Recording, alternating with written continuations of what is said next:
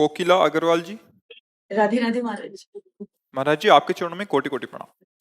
महाराज जी, जीवन में अपेक्षित परिस्थितियां नहीं पाने पर परेशान व अशांत हो जाती हूँ, कृपया मार्गदर्शन प्रदान करें। देखो, हमारे जीवन में दो कर्मों का फल आता ही आता है। जो हमारे पूर्व के पाप कर्म हैं उनका फल दुख रूप में आता है। विपत्ति, संकट, समस्या, पराजय, ये सब उसी के लक्षण हैं। और जो पुण्य फल है तो उसमें संपत्ति, अनुकूलता, विजय, बहुत जल्दी ये सब लाभ दिखाई देना। तो ये दोनों जो परिस्थितियां हमारे कर्म से हैं, इसमें किसी का भी सहयोग या आशीर्वाद नहीं है। अच्छे से समझ लो, शास्त्रीय सिद्धांत है। अवश्यमेव भोक्तव्यम कृतम कर्म शुभा अशुभम। शुभम तो पुण्य लाभ ये सब, अशुभ तो दुख विपत्ति संकट, वो आपके ही द्वारा किया हुआ कर्म है, किसी और का नहीं है। उसी से ये विधान बनाकर शरीर दिया गया है। अब हमें क्या करना है? ऐसा कर्म करना है जो पीछे के कर्म का विनाश कर दे और आगे हमसे कोई गलती ना हो। और जो पीछे भोग रूप से दुख सुख में आना है, उसे सहने के लिए हमें सामर्थ्य मिल जाए, विवेक मिल जाए। वो है भगवान का आश्रय, वो है भगवान का भजन। अगर हम चाहें और वही हो जाए तब तो हम सुखी हो जाएंगे ना। देखो, कौन चाहता है कि दुख मिले? कोई नहीं चाहता, लेकिन आता है ना दुख, भोगना पड़ता है ना। तो ऐसे आप सुख भी ना चाहो तो आएगा। अन मांगे आगे आवेगो, जीव पल लागे पल को। श्री स्वामी हरदास जी महाराज कह रहे हैं, हरिभज हरिभज छाणी न मान नर्तन को, मति बंछे रे मति बंछे तिल तिल धन को। अन मांगे आगे आवेगो, जीव पल लागे पल को। कहे हरिदास मीच जीव आवे, त्यों धन है आप उनको। धन के लिए, सुख के लिए हम सब प्रयासरत हैं, लेकिन दुख और अशांति, पराजय, ये हमारा पिंड नहीं छोड़ रहे, है ना? बिना चाहे हमें मिल रहे। इसका मतलब हमारा कोई सिस्टम गलत है अभी। जिसमें सुख ही सुख है, वो सिस्टम हम स्वीकार नहीं कर पा रहे। और जो सुख दुख मिश्रित है, अभी हमसे वो चल रहा है। वो है एक कर्म। अगर मुक्त होना चाहते हो सुख दुख दोनों से, तो भगवान ने कर्म योग का वर्णन किया है, भक्ति योग का वर्णन किया है, ज्ञान योग का वर्णन किया है। बिना योग के आपको आनंद की अनुभूति नहीं होगी। अगर आप दुख से निपटना चाहते हैं, सदैव सुखी होना चाहते हैं, तो भगवान के वचन है, मच्चित्ता मदगत प्राणा बोधयंता परस्परम कथयन्ति च माम नित्यम तुष्यन्ति च रमन्ति च तेषाम सतत युक्तानाम भजताम प्रीतिपूर्वकम तो ददामि बुद्धि योगम तम येन माम उपयांति ते। तुम मेरे चित्त वाले बन जाओ। अभी हम जगत के चित्त वाले हैं, तो हमसे गलत काम हो जाते हैं, क्योंकि सामने जगत है ना। अगर भगवान सामने हो चित्त में तो गलत काम हो ही नहीं सकता, क्योंकि गलत काम के पहले चिंतन होता है उसका। और चित्त में भगवान बसे तो गलत चिंतन हो ही नहीं पाएगा।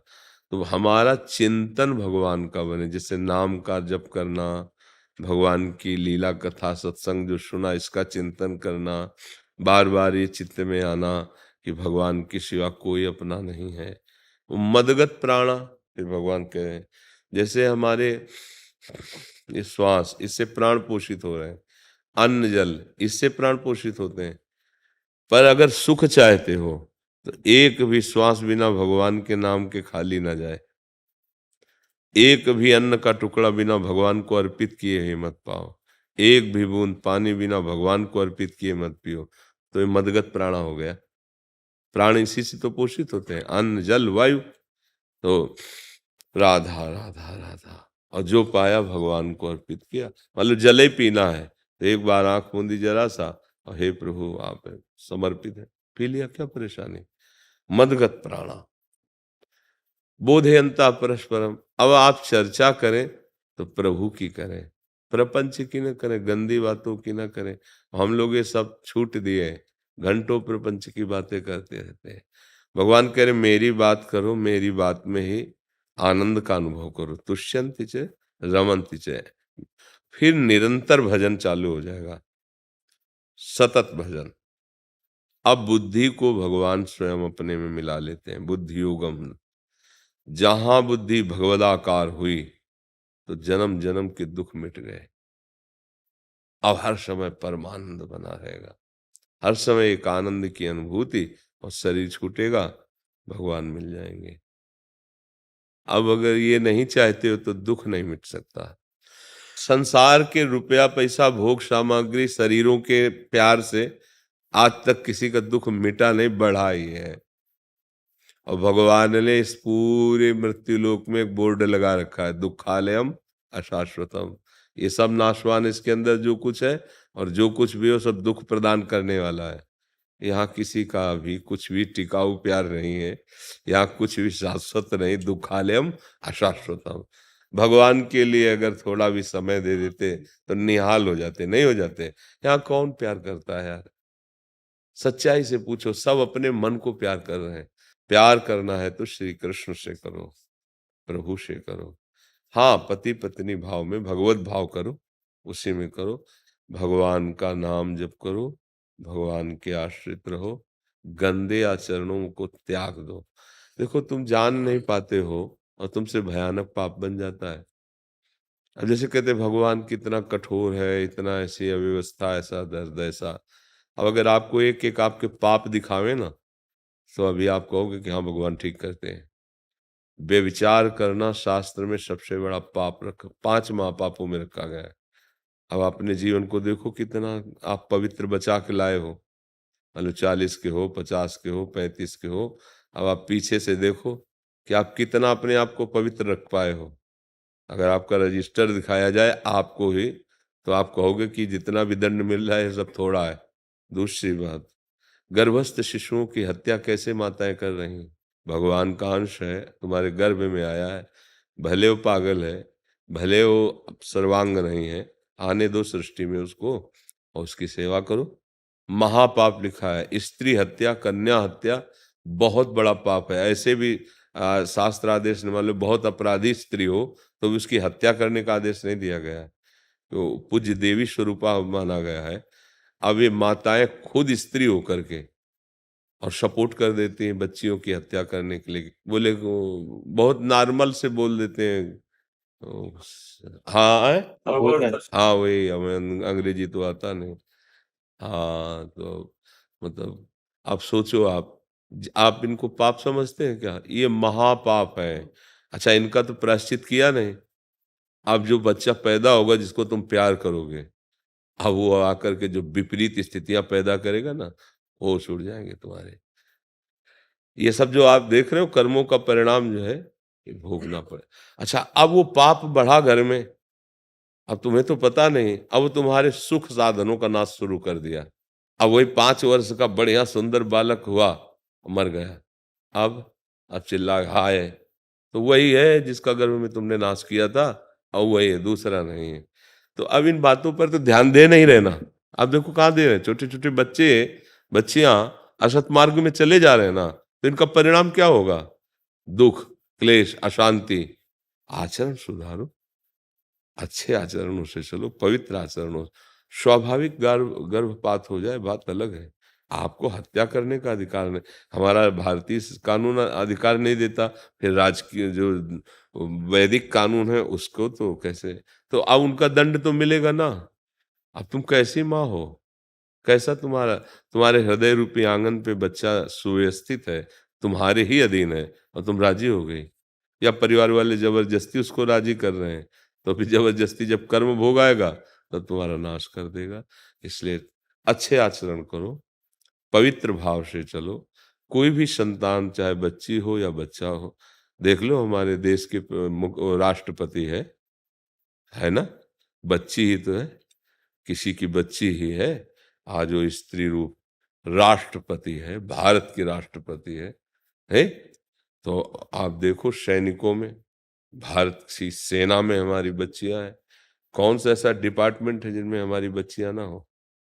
तो आप ऐसा निकृष्ट भाव रख लेंगे तो बच्ची है। अच्छा, अगर आप बच्ची की निरादर करेंगे तो बच्चा पैदा कहाँ से हो जाएगा? अगर लड़कियां ही नहीं होंगी तो आपका गृहस्थ धर्म कैसे चलेगा? फिर आप कैसे पैदा होंगे? पुरुष आकाश से पैदा होते हैं क्या? बहुत जीवन अमूल्य है और बहुत सी गलतियां अपने लोग ऐसे कर रहे हैं जिसको हम मानते नहीं कि गलती हो रही, जिसको मानते नहीं कि पापाचरण हो रहा है। फिर उनका जब भयानक दंड आता है तब वो भगवान को कोसते हैं। अब इन विषय पे चर्चा कहाँ होती है? मतलब जैसे भागवत है तो 7 दिन की एक उनका प्रणाली है। एक दिन ये कहना, दूसरे दिन वो कहना, तीसरे दिन ये कहना।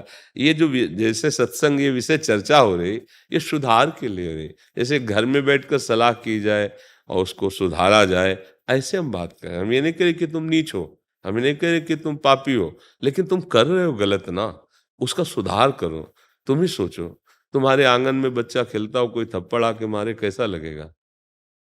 तुम कूद पड़ोगे कि हमारे बच्चे, वही बच्चा केवल तुम्हारे आश्रित है उस समय तो पेट में, और तुम्हें पता है कि मेरा बच्चा है और तुम पैसे देकर उसका नाश करवा रहे हो। अब इससे बड़ी हत्या और क्या होगी? भ्रूण हत्या, गर्भ हत्या बहुत बड़ा पाप। और आजकल माताएं बहनें इस पर ध्यान ही नहीं दे रही हैं। 100 में हमें लगता है 80-90% ऐसा शरीर माताओं का होगा जिन्होंने गर्भ हत्या, भ्रूण हत्या की होगी, और उसमें सहयोगी उनके पति, परिवार के जन होंगे। अब उसका परिणाम सुखी होगा, वो गृहस्थी सुखी होगी कि नहीं? नहीं गृहस्थ। अच्छा, जो पहले से ब्रह्मचर्यहीन हो गए, व्यभिचार कर रहे हैं, बच्चे बच्चियां, ये सुंदर गृहस्थ बन पाएंगे क्या? ये सुंदर पति पत्नी की तरह रह पाएंगे? अपने घरों में हमने देखा कि जैसे खेत से आ रहे हैं पिताश्री, तो माताजी उठकर खड़ी हो गई आसन से, और जब बैठ गए तो उनके पैर धोए। ये रोज के नियम थे। मतलब देवता की तरह, भगवान की तरह मानना। और अब तो नाम ले, ये राकेश तो ऐसा लगता है जैसे किसी लेबर को बुला रहे हो। अरे अगर पहले था कि उनके पति का नाम पूछो ना, जैसे कहीं नाम, तो वो बहुत हिचकती थी और कहती थी कि बता दो राजकुमार के पापा का क्या नाम है, ऐसे। और अब आप देखो ना, ऐसे ऐसे वार्ता होती है, ऐसे सीधे नाम लेके पुकारे तो पता नहीं चलता है महाराज जी, उसके। हम नाम लिखवाते हैं ना यहाँ हाँ। टोकन में, तो एक माता जी गाँव से आई, हाँ। तो उनको बोला, उनका नाम तो लिख दिया, उनके रहे पति का नाम, हाँ। वो भी आए हैं तो वो बाहर हैं, हाँ। तो कह रहे उनका नाम तो नहीं लूंगी, तो हाँ, कह रहे कि बहुत कुछ तो बताओ। 5-6 बार पूछा, कह रही हाँ। जो धरती का राजा होता है, मतलब पहेलियां डाल के, फिर मतलब लास्ट में बोला कि भूपाल उसका नाम था 5 मिनट लग गए माता हाँ, जी। नहीं बिल्कुल। ऐसे जैसे गुरु जी का नाम है, ऐसे अपने गुरु जी का नाम तो हम अपने मुख से, हाँ, ऐसे कभी नहीं। कभी बहुत जरूरत पड़ी ऐसा कोई संत महात्मा पर, तो परम पूज्य प्रातः स्मरणी, और हिम्मत नहीं पड़ती फिर बोलते हैं कि अमुक अमुक ऐसे। अब आज देखो कितनी मर्यादा थी, इतनी मर्यादा। आज हमारी मर्यादाएं जो अपवित्रता की तरह, उनको कहा जाता है अरे पुराने जमाने की। नहीं नहीं, ऐसा नहीं। बहुत बहुत सावधानी की जरूरत है। ये छोटी छोटी बातें कहने में आती है, लेकिन इनका बहुत बड़ा महत्व होता है, बहुत बड़ा महत्व। हम सबको प्रणाम करके कहते हैं कि अभी तक जो हुआ सो राधा राधा, आगे ऐसी गलती मत करो। ये गर्भ हत्या, भ्रूण हत्या, शराब पीना, व्यभिचार करना, कैसे नए बच्चों को बताएं? मतलब एक स्त्री, उससे एक वीर पैदा, देशभक्त पैदा होगा, एक भगवान का भक्त पैदा होगा। अगर वो ब्रह्मचर्य से है, पवित्रता से पाणी ग्रहण हुआ, तो पति की प्रियता होगी और जीवन बड़ा मंगलमय होगा। अब इसे नया जमाना माना जा रहा है। अब कैसे इस पर ब्रेक लगाई जाए? कैसे इस पर, अगर माता पिता शासन करते हैं तो डांट देते हैं माता पिता को, और माता पिता भी अपने आचरणों को संभाल नहीं पा रहे। बच्चे जब देख रहे हैं ना, तो वो सब गड़बड़ होता चला जा रहा है। जब छोटी छोटी बातें नहीं सुधार आ रही, तो भगवत प्राप्ति, अध्यात्म, जितेंद्रियता, ये तो बहुत ऊंचाई की बातें हैं। नवल किशोर जी दिल्ली से। सतगुरुदेव भगवान आपके चरणों में कोटि कोटि प्रणाम। महाराज जी, कई साल पहले किसी व्यापारी के कुछ पैसे मेरी तरफ रह गए थे, जिसे वो लेना भूल गया। मेरे साथी ने मुझे कहा कि जब वो पैसे लेना भूल गया तो हम क्यों दें, लेकिन कुछ सालों से मुझे जलन हो रही है। मैं उस व्यक्ति को दोबारा मिल नहीं पाया। कुछ समय पहले मैंने कुछ पैसे उसके नाम के गौशाला में दे दिए। बाकी पैसे को कैसे देकर ऋण मुक्त हूं और कैसे, क्या मुझे ब्याज भी जोड़कर देना चाहिए महाराज जी? अभी मैं संशय में हूँ थोड़ा सा। हाँ, आपका हृदय पवित्र है इसलिए ऐसा चाहता है। उचित तो यही है कि जिस व्यक्ति से लिया गया उसी को दिया जाए। हाँ, तो फिर उसके भगवत स्वरूप मान करके जैसे आपने गौशाला में दिए वैसे दे दीजिए। उसका ब्याज नहीं देना, अगर तय हुआ हो तो दे क्या दीजिए, तो कुछ नहीं। तो फिर जो मूल है वो दे दीजिए। तो भगवान सब रूपों में है और पवित्र गौ की सेवा हो गई तो उसको तो प्राप्त होगा ही जिसके लिए आपने दिया है, और आपका भी मंगल होगा और आपकी इस ईमानदारी से भगवान प्रसन्न होंगे। धन्यवाद है आपको कि आप अब भी अपने हृदय में ईमानदारी धारण किए हुए हैं। मनुष्य जीवन का यही लाभ है। बहुत सुंदर। नहीं तो आजकल के विचारों में तो ये होता कि अच्छा हुआ इतने रुपए बच गए हमारे, पर उत्तम बात यह है कि वो रुपए आपकी हानि कर देते, आप उसको गौशाला में दे दीजिए। ठीक है, बहुत सुंदर है। श्रुति जी काशी से। राधे राधे महाराज जी। राधे राधे महाराज जी, आपके चरणों में दंडवत प्रणाम। महाराज जी, काशी में शरीर त्यागने से प्रत्येक मनुष्य को भगवान शिव स्वयं तारक मंत्र देकर मुक्त करते हैं।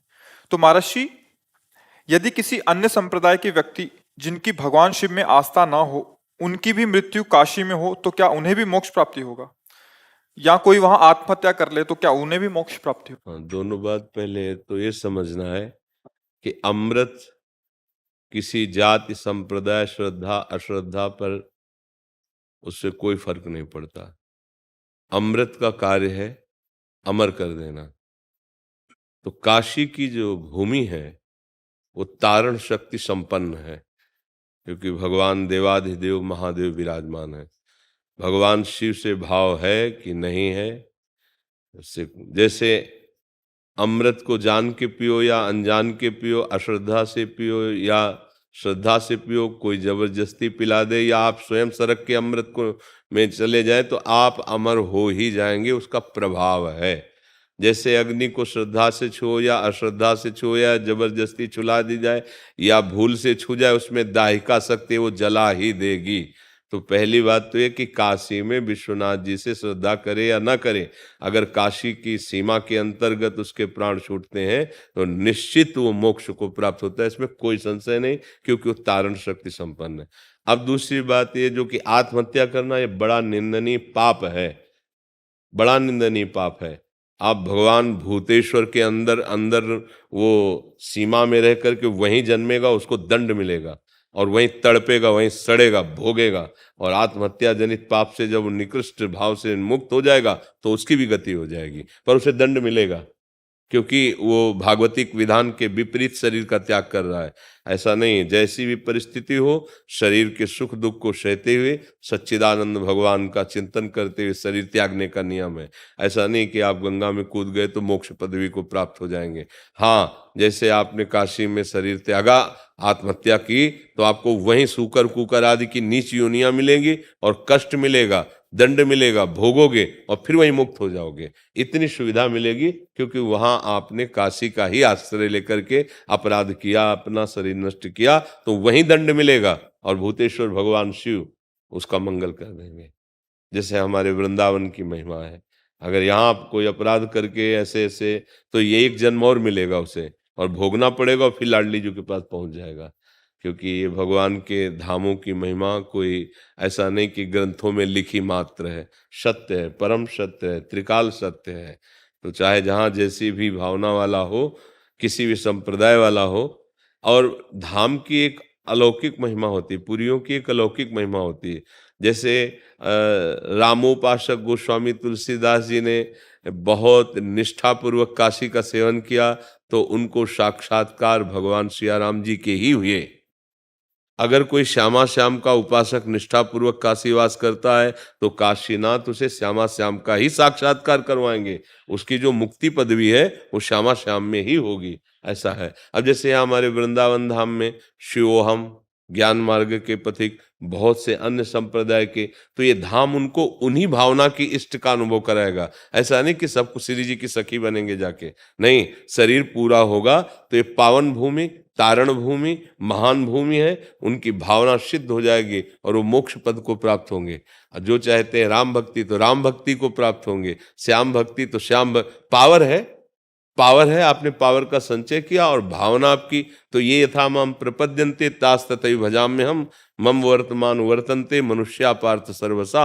हम जैसी भावना करते हैं भगवान ठीक वैसे अनुभव में आते हैं। भगवान ही अहम ब्रह्मास्मि का अनुभव कराते हैं, भगवान ही दासोहम का अनुभव कराते हैं। जो जिस भाव से है भगवान वैसे ही उसके अनुभव में आ जाते हैं। बात समझ में आई? कोई संशय? जी। विकास शर्मा जी, वसुधा शर्मा जी, लुधियाना से। राधे राधे। महाराज श्री राधे राधे, आपके चरणों में कोटि कोटि प्रणाम। महाराज जी, हम भृगु ऋषि के वंशज हैं। हम भृगु जी को ही अपना सब कुछ मानते हैं, उन्हीं से ही हमें दीक्षा ली है। महाराज जी, हम आपसे ये जानना चाहते हैं कि भृगु जी द्वारा दिया गया बीज मंत्र क्या हम चलते फिरते जप कर सकते हैं? अगर नहीं तो नाम जप कौन सा करें, राधा राधा या? देखो, इतना जरूर हम जानते हैं कि जितने भी संतानें हम सब हैं ऋषियों की ही हैं, कोई भी अलग नहीं है।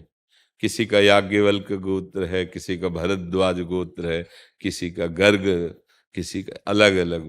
तो जो ऋषियों मुनियों ने आराधना की है वो सबके आराध्य देव प्रभु ही हैं। किसी ने उनको परमात्मा कहा, किसी ने उनको ब्रह्म कहा, किसी ने महान ईश्वर भगवान कहा, किसी ने राम कहा, किसी ने लाडिले श्याम कहा। है वो एक ही तत्व। जो गुरु मंत्र होता है किसी भी संप्रदाय को, उसकी मर्यादा होती है। वो उच्चारण नहीं किया जाता और अपवित्र दशा में मंत्र जाप नहीं किया जाता। हाँ, नाम को इतना महामहिमा है कि विधि निषेध से परे है। अपवित्र पवित्रो वा सर्वावस्थांगतोपि वा यह स्मरेत पुंडरीकाक्षम सवायाभ्यंतरा शुचि। कमल नयन भगवान श्री हरि का स्मरण, चाहे आप पवित्र हो चाहे अपवित्र हो, अगर नाम जप कर रहे हो तो आप बाहर और भीतर दोनों जगह से परम पवित्र हो। पर मंत्र के लिए मर्यादा है। मंत्र के लिए वस्त्र पवित्र, शरीर पवित्र, स्थान पवित्र और पवित्र चिंतन से फिर कोई भी गुरु मंत्र हो सब परमात्मा के हैं। क्योंकि जितने भी ब्रह्म ऋषि हुए हैं सब उन्हीं को विविध रूपों से दुलार किया है, चाहे वो निराकार हो चाहे साकार हो, तो उन्हीं परमात्मा का है। अब ये बात कि हम राधा राधा जपें तो ये हमारा विषय है। अगर आप हमसे पूछोगे तो हम वृंदावन आसक्त हैं, हम राधा चरण उपासी हैं, तो हमारा हृदय कहेगा, रोम रोम कहेगा कि आप राधा राधा राधा रटो। पर आपको चाहिए कि अपने गुरु मंत्र को प्रधान रखते हुए, गुरु निष्ठा का भाव रखते हुए, गुरु प्रदत्त नाम और मंत्र में अपनी निष्ठा जागरण करें। अब आपका क्या चले वो आप देखो। सिद्धांत ये है, हमारा तो ये है कि आगे कोई गति नहीं चाहिए हमको, बस इसी नाम में इतनी प्रीति हो जाए कि कभी विस्मरण न हो। यत्र यत्र मम जन्म कर्म भी नारके परमे पदे अथवा राधिका रत निकुंज मंडली तत्र तत्र हृदय में विराजता। चाहे मुझे नरक मिले परम पद मुझे, इसको कोई परवाह नहीं। बस लाडली जो अपने परिकर से हमारे हृदय में खेलती रहे, बस इतनी आकांक्षा है।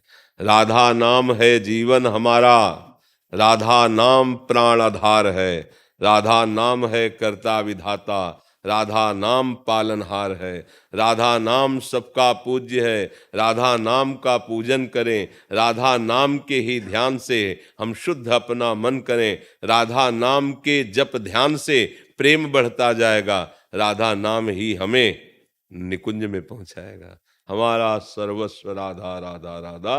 अब आपको जो गुरु जी ने दिया है वो समान ही है। जितने नाम हैं, जितने मंत्र हैं, वो समान बलशाली है, वो सब भगवत स्वरूप है। अश्रद्धा अपने गुरु मंत्र पर ना करके खूब भावपूर्वक जपे और खाली समय मिल रहा तो राधा राधा उच्चारण करे, कोई इसमें परेशानी जी। जैसे हमारे गुरुदेव जी ने मंत्र दिया है तो नाम नहीं है, तो नाम मंत्र में नाम भृगु जी का है, तो हम नाम कौन सा जपे? हम बस इसी संशय में फंसे हुए हैं अभी तक। देखो, हमसे पूछोगे तो कह तो रहे राधा राधा राधा राधा राधा। कुछ समय गुरु मंत्र जप लो और राधा राधा नाम जप कर लो। हमारी प्राण प्यारी रात ये जैसे बंसी में लालजू ने जब क्लीम शब्द का उच्चारण किया तो संपूर्ण ब्रज गोपियां बावरी होकर लालजू के समीप आ गईं। आई ब्रजनारी सुनत बंसी रो, गृहपति बंद विशारे, दर्शन मदन गोपाल मनोहर, मनसिज ताप निवारे, हर्षित बदन बंक अवलोकन, सरस मधुर धुनि गावे, मधुमय श्याम समान अधर धरि, मोहन वेणु। उच्चारण क्या किया था? क्लीं क्लीं। ये बीज मंत्र है प्रेम का, और उस प्रेम का सार समुद्र है हमारी लाडली राधा, सांद्रानंद घन प्रेम मूर्ति किशोरी। तो राधा राधा हरि भी जपते हैं, तो हम तो उनके दास हैं, इसलिए राधा राधा जपने से हमारा हृदय निहाल हो गया है और अब हमें कोई परवाह नहीं है। और राधा राधा छूटे ना, बस इतनी हमारी चाहत है कि ये नाम का फल यही कि निरंतर नाम चलता रहे। अब आगे आप लोग देख लो, जो नाम प्रिय हो, नाम जप किए बिना, ये बात गांठ बांध लो, कोई भी साधन है और उसमें गुरु प्रदत्त नाम मंत्र का चिंतन नहीं है तो वो साधन अधूरा है। किसी भी मार्ग का पथिक हो, जैसे संन्यास मार्ग में है प्रणव, उद्गीत, ओम, निरंतर ओंकार वृत्ति, मंत्राकार वृत्ति। कोई भी मार्ग ऐसा नहीं है जिसमें दिया गया जो मंत्र है, नाम है, उसमें तन्मयता ना की जाए और वो सिद्धावस्था को प्राप्त हो जाए। कोई भी ऐसा मार्ग नहीं है। इसलिए सबसे प्रार्थना है, दुख निवृत्ति के लिए, नाना प्रकार की चिंताओं से मुक्त होने के लिए किसी से जंतुर बंधवाने की जरूरत नहीं है, किसी से फूंक डलवाने की जरूरत नहीं है। मान लो हमारी बात, विश्वास कर लीजिए, किसी में सामर्थ्य नहीं है। क्यों? क्योंकि जो दुख आया है ये पूर्व कर्म से आया हुआ है। अब नवीन ऐसा तुम्हारा कर्म बने, उसको विध्वंस कर दे, तभी दूर हो सकता है, और वो है भगवान का आश्रय और भगवान का भजन। अवश्य में भोक्तव्यम कृतम कर्म शुभाशुभम। इसलिए भाई सत्य वस्तु है, भगवान बड़े कृपालु हैं। आप राम राम कृष्ण कृष्ण हरि हरि कह के पुकारो, वो इतने कृपालु तुम्हारे सारे कर्म भस्म कर देंगे। भगवान कह रहे हैं, ये तो सर्वाणि कर्माणि मयि सन्न्यस्य मत्पराः अनन्ये नैव योगेन माम ध्यायन्तु उपासते तेषां महं समुद्धरता मृत्यु संसार सा। मैं पार कर, अहम त्वाम सर्व पापेभ्यो मोक्षयिष्यामि मा शुचा। मत कर चिंता, कृष्ण कृष्ण उच्चारण कर, मैं तेरे पाप नष्ट कर दूं। ये बात सत्य है। अब ये बात मानने लायक है। सत्य वस्तु रुपये से नहीं मिलती है, पक्की बात समझ लेना। सत्य वस्तु बाजार में नहीं मिलती है, सत्य वस्तु तुम्हारे अंदर है। उसकी खोज करो, नाम जप करो, वही तुम्हें आनंदित, तुम आनंदित हो जाओगे और दूसरों को आनंद प्रदान करने वाले बन जाओगे। मम भक्ति युक्तो भुवनम पुनात सतरति सतरति सा लोकांतारयति। जैसे परिवार में किसी की मृत्यु हो जाती है तो जो 12 दिन का पुरुष का करते हैं और 11 दिन स्त्री का। अब संसार में चल रहा है कि 4-5 दिन, तो उसके लिए हम पूछना चाहते हैं कि हाँ भाई, मनमानी आचरण तो ऐसा नहीं है। शास्त्रीय सिद्धांत तो यही है कि उसका जो दशाश्व होता है, फीते रही होती है, वो करके ही निवृत्त हुआ जाता है। अब समय नहीं था आजकल, तो इसीलिए तो सब भ्रष्ट होते चले जा रहे हैं। ब्याह में पंडित की भी जरूरत नहीं, मंत्र की भी जरूरत नहीं, जयमाला डाला, मनमानी आज माता पिता के आशीर्वाद की भी जरूरत। तो आजकल जो हो रहा है उसको शास्त्र से कैसे मिलाया जा सकता है? शास्त्र सम्मत जीवन तो किसी महान भाग्यशाली का ही होता है। अब ऐसा करना चाहिए। अपने जो पितर हैं या पूज्य जन हैं, उनकी शांति के लिए जो वैदिक सिद्धांत है उसी से। अच्छा, आप पोस्ट ऑफिस में बिना पते के, बिना सही उसके पैसा जमा करिए आओ, डालिए आओ, तो क्या होगा? सरकारी पैसा हो जाएगा, पहुंचेगा तो नहीं जहाँ पहुंचना है ना। उसके लिए तो उसमें जो जो भरना है वो भरना पड़ेगा ना। ऐसे ही जैसे कोई किसी का शरीर छूटा, हम उनके परिवार के हैं, तो उनके लिए जो हम सत्कर्म करते हैं शास्त्रीय विधान से करेंगे तो उनको प्राप्त होगा, नहीं तो व्यर्थ हो जाएगा। राख में हवन करने से क्या होता है? तो ये मनमानी आचरण तो नहीं चलता इसमें। अब आजकल समाज इतना मनमानी आचरण में उतर चुका है, तो मानने के लिए तैयार ही नहीं है। वो यही कहते हैं महाराज जी, जिसको भी कहे कि नहीं टाइम नहीं है, जल्दी कर दो। परिवार में भी तो हाँ हमारा तो हृदय जलता है उससे हाँ कि तो जब गलत। यमराज आएगा तब भी उससे कह दे टाइम नहीं है। यमराज जब आए तो ये सब अच्छी बातें नहीं है, ये धर्म विरुद्ध बातें, इनका मतलब ऐसे लोगों की बातें नहीं माननी चाहिए। जगन्नाथ स्वामी नयन पथगामी। हमारे जी जगन्नाथपुरी से आए हैं, जगन्नाथ जी के श्रीअंग सेवक। ये जगन्नाथ जी का जो दारू ब्रह्म मूर्ति है, जैसे जगन्नाथ जी मंदिर में दारू ब्रह्म बने, यही उसी लकड़ी से बने हुए हैं जी आपके लिए। जगन्नाथ जी का श्रीअंग लागी वस्त्र जो पहनते हैं चंदन लागी के समय। जी।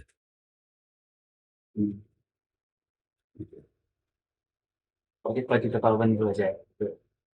और हमारे यहाँ जब जगन्नाथ जी को चंदन लागी होता है, तो उनके बॉडी में से जो पसीना निकल रहा है उसको पोंछने के लिए ये हम लोग इसे साफ करते हैं। आप इसे अगर पास लेंगे तो जगन्नाथ जी के पसीना का स्मेल आएगा आपको। इसे हम सिराने रखेंगे।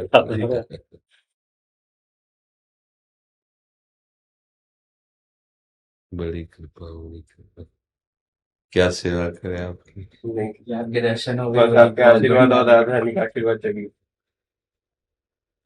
लाओ श्री जी की चुनरी हो, श्री जी का बहुत कृपा, बहुत कृपा।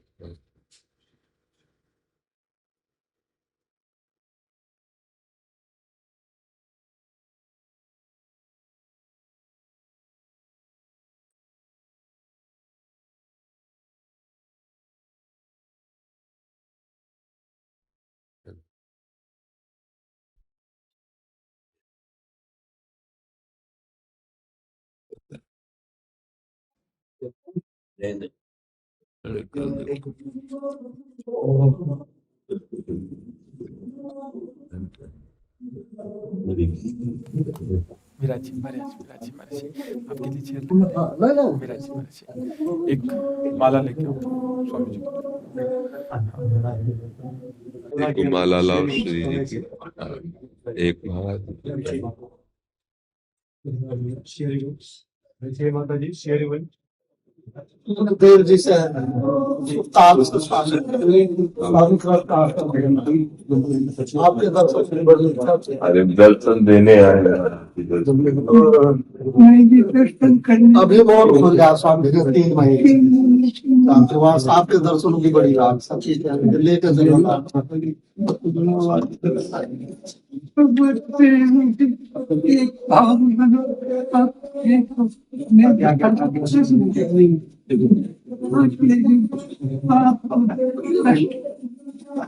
अष्टावक्र जी महाराज की तरह जन्म जात शुद्ध बुद्ध मुक्त और आदर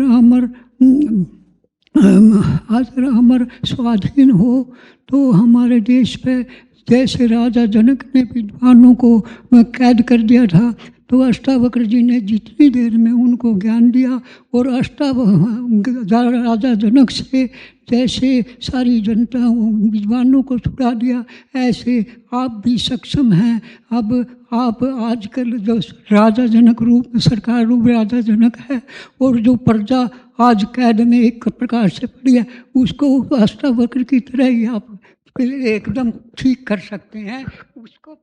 आप स्वामी की कृपा है, अपने में तो कोई सामर्थ्य नहीं, साउंड में कोई सामर्थ्य नहीं, जो अंदर छिप लग गई वही बुलाई जाती है। आप गुरुजन बैठ करके जो बुलवाते हैं, जो करवाते हैं, अपने में तो सामर्थ्य नहीं स्वामी जी। ये आप पिता जैसे दुलार कर रहे हैं, ये बस ये है कि वस्तु रख दी आपने अपनी और उसी की बड़ाई कर रहे हैं।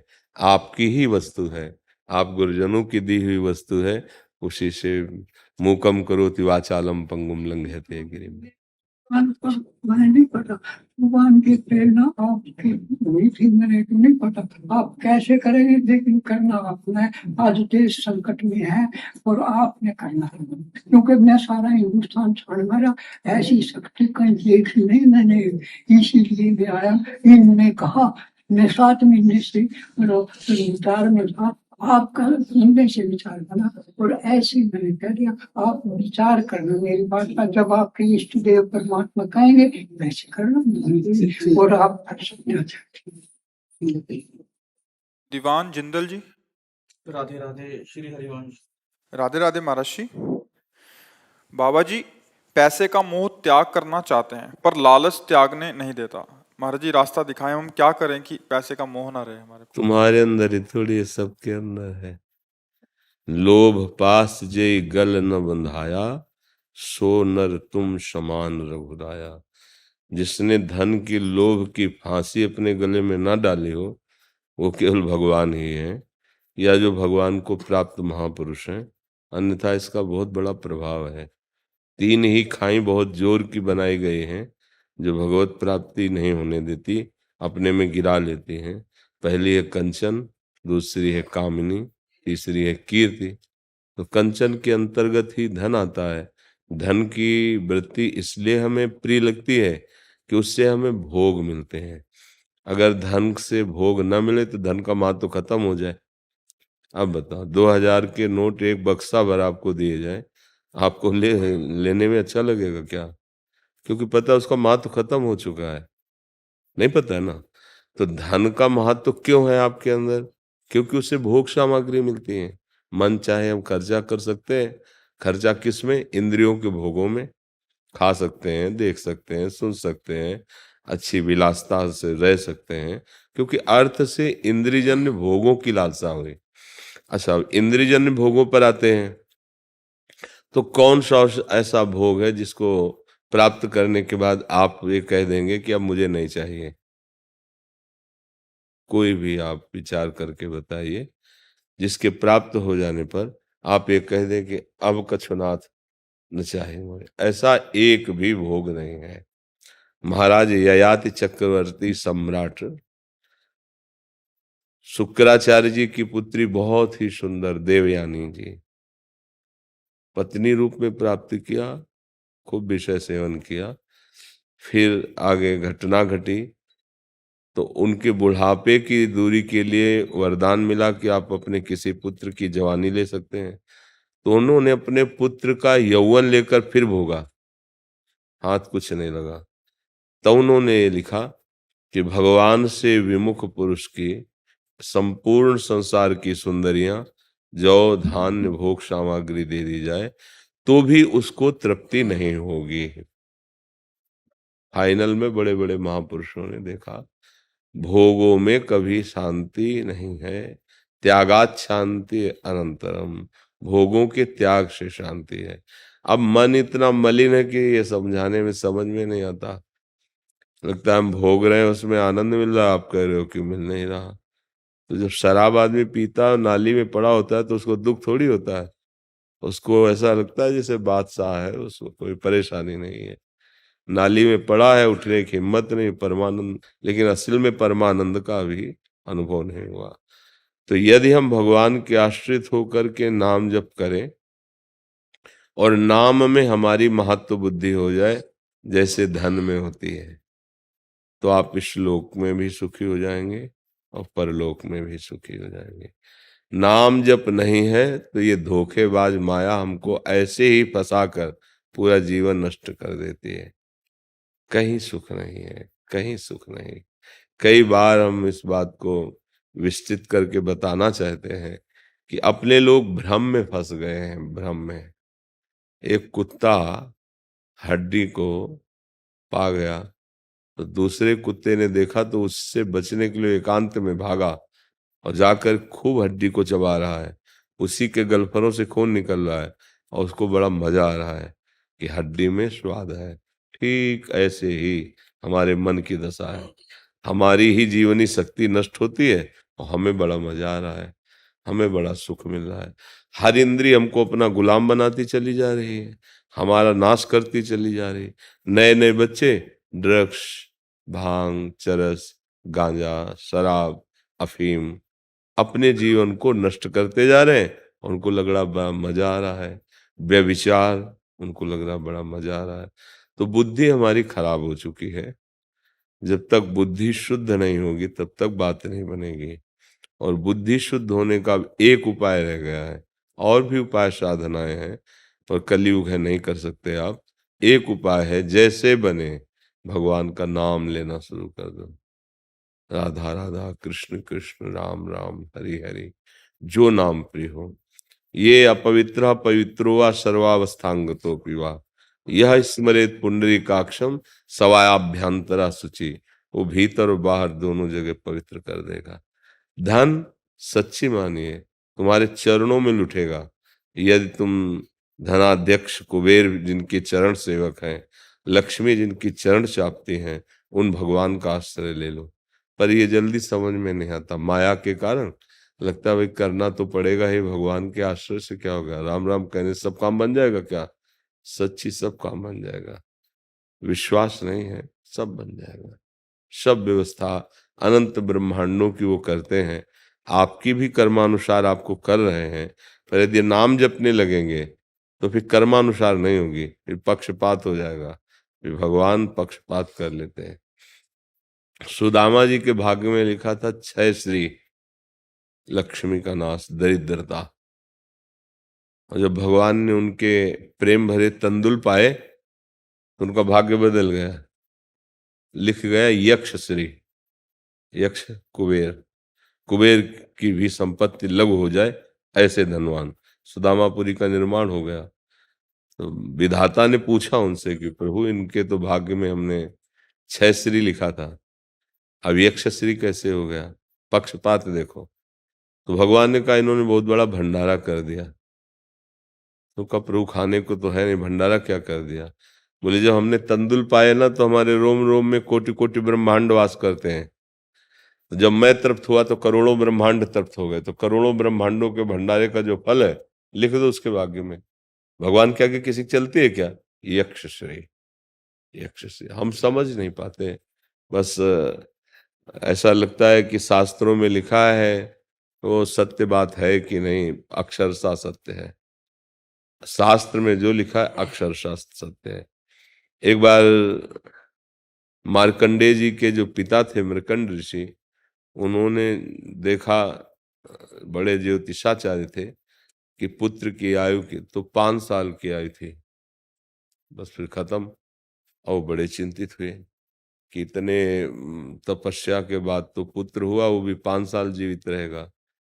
अब इसके हम भाग्य को कैसे पलट सकते हैं? जो विधना ने लिख दिया, छठी राव के अंक, राई घटे न तिल बढ़े, रहुरे जीव निशंक।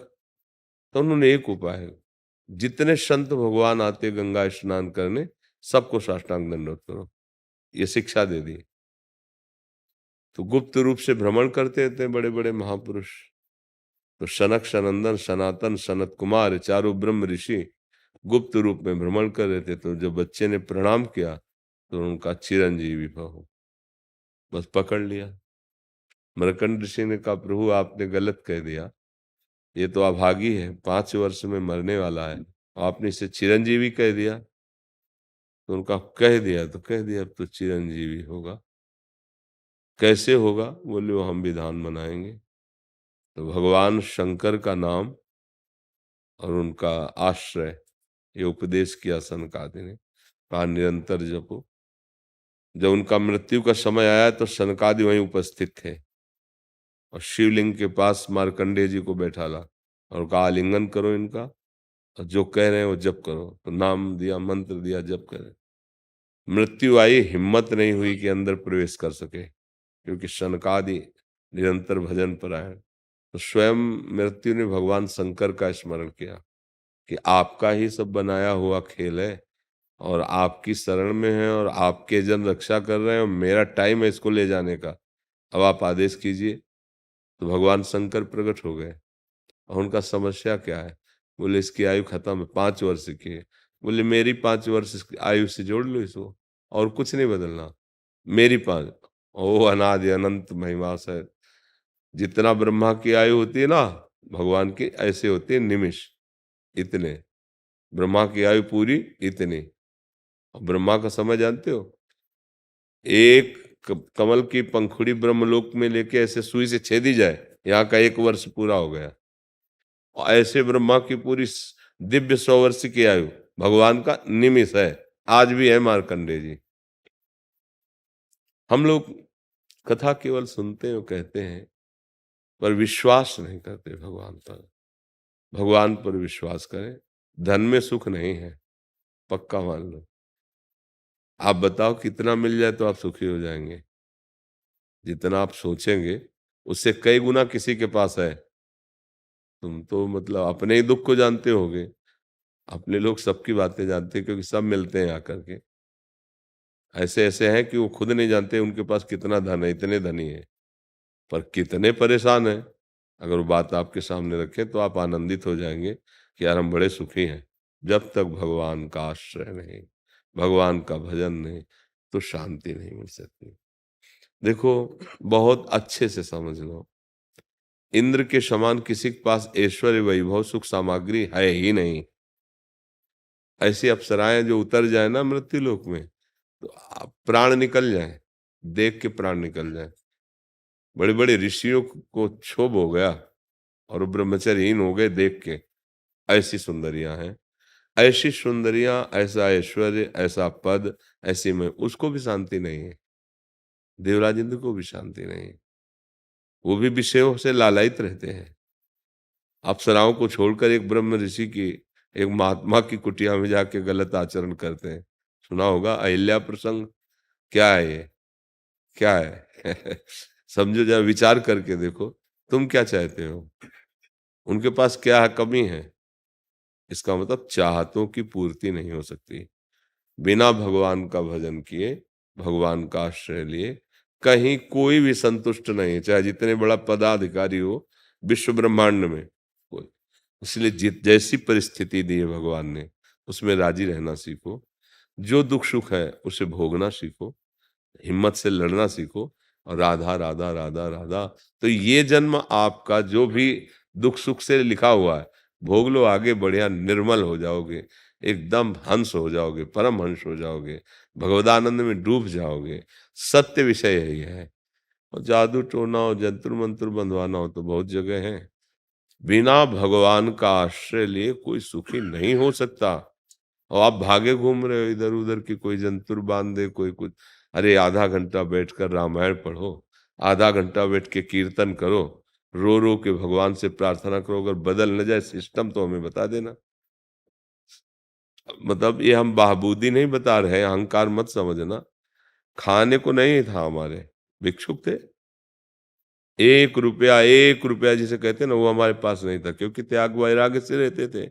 एक व्यक्ति पानी देने वाला नहीं था, क्योंकि बाबा जी से कौन प्यार करेगा? किडनी फेलियर आदमी। और जब जरूरत पड़ी तो देखो मालिक की व्यवस्था देखो कैसे। ऐसे कभी किया नहीं, कभी करेंगे नहीं। मर जाए मंगवो भलो न बाप सो, जो प्रभु राखे टेक। उनसे भी नहीं मांगा है, तुम्हारी गरज हो तो करो। हम प्यार किया है तुमसे, कोई धंधा थोड़ी किया है।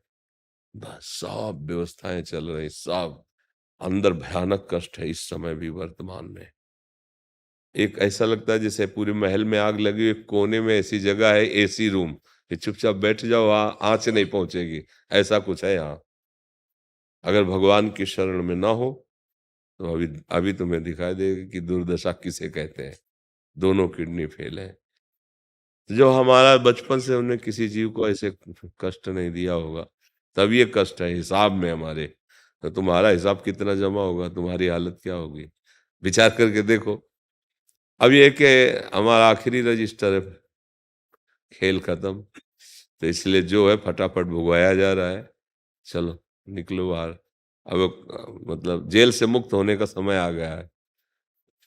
तो इसलिए सब लीला है। मान लो आप रुपये की चिंतन में हो, अरबों रुपया होगा, करोगे क्या करोगे तुम? भोगे सामग्री ना, बढ़िया कपड़ा, बढ़िया गाड़ी, सब व्यवस्था, और एक्सीडेंट हुआ, गाड़ी में आगी लग गई, सब भर गए, उसी में जल गए। क्या हुआ? क्या क्या सुख ने? बोले इतने की गाड़ी थी, ऐसा ऐसा था, एक्सीडेंट हुआ था। मृत्यु लोक है होश में। धन में सुख नहीं है, भगवान के नाम में सुख है। इससे जो धन मिलता है वो बांधता भी नहीं है, क्योंकि भगवत प्रसाद रूप है ना। जैसे ऐसे मिठाई लो, 100 ग्राम पाओ, और वही 100 ग्राम मिठाई प्रभु को भोग लगवाओ मंदिर में, और फिर लो, तो इतने में भी इतना स्वाद सबको नहीं कहते। वो इतनी मिठाई जो है ना, भगवत प्रसाद हो गई तो एकदम आनंद है। वही मिठाई खरीद के खाओ, आनंद नहीं मिलेगा। सत्यनारायण की कथा में जब पंचामृत बंटता था ना, तो हम लोग बच्चे जब थे तो डबल लाइन लगा लेते थे। हाँ ऐसे, जब चम्मच घर में बना लो, खूब दूध है, खूब नहीं स्वाद आएगा, क्योंकि भगवद अर्पित है।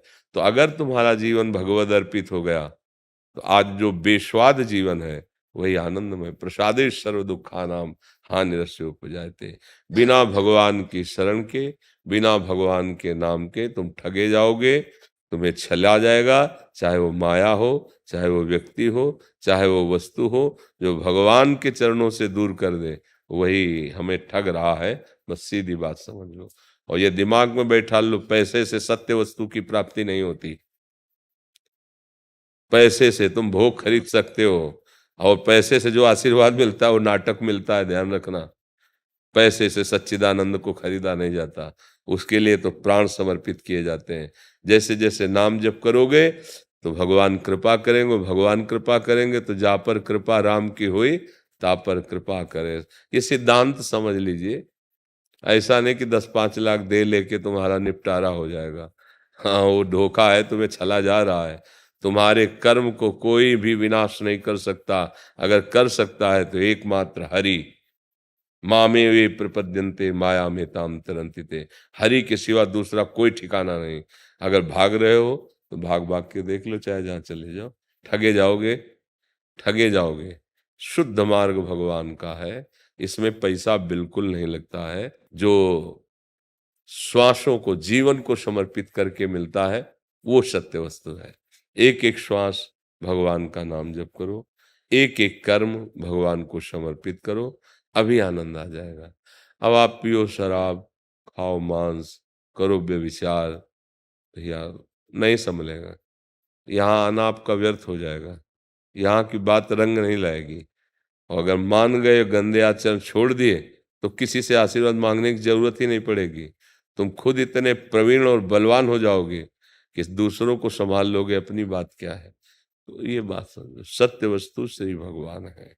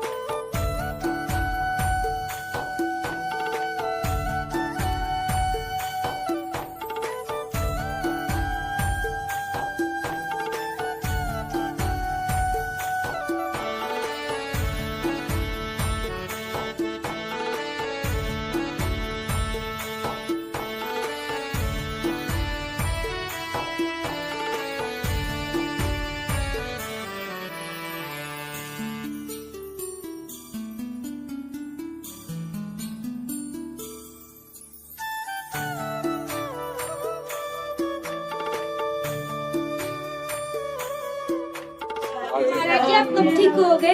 हैं? आप कब ठीक होगे? हम कब ठीक होंगे?